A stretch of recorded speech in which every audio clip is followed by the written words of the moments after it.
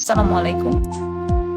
আমার মনে হয় আল্লাহ যখন আমাদের লাইফ থেকে কাউকে নিয়ে যায় তার পেছনে অবশ্যই ভালো কোনো কারণ আছে। জীবন নিয়ে আমাদের ব্যক্তিগত পরিকল্পনা থাকাটাই স্বাভাবিক, কিন্তু আমাদের এটা মনে রাখতে হবে যে আল্লাহই সর্বশ্রেষ্ঠ পরিকল্পনাকারী।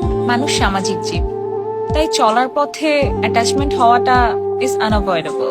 তাই অ্যাটাচমেন্ট ভেঙে গেলে কষ্ট পাওয়াটাও স্বাভাবিক, আর এই কষ্ট থেকে বের হয়ে আসার জন্য সময় লাগাটাও খুবই স্বাভাবিক। But don't forget that you deserve better and Allah has better plans for you. I know it's a very tough situation.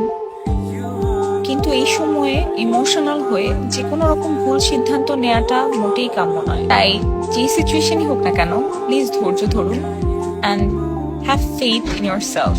সেই মানুষটি যদি আপনার জন্য পারফেক্ট হতো, তাহলে আল্লাহ কখনোই হয়তোবা তাকে আপনার জীবন থেকে নিয়ে যেত না। আর যদি সে পারফেক্ট হয়ে থাকে, তাহলে কোনোভাবেই তার ফিরে আসাটাকে কেউ আটকাতে পারবে না। সো নিজের উপর বিশ্বাস রাখুন, আল্লাহর উপর বিশ্বাস রাখুন, এবং আমি মন থেকে দোয়া করি যেন আপনি সহজেই এই কঠিন পরিস্থিতি থেকে মুক্তি পেতে পারেন। ধন্যবাদ।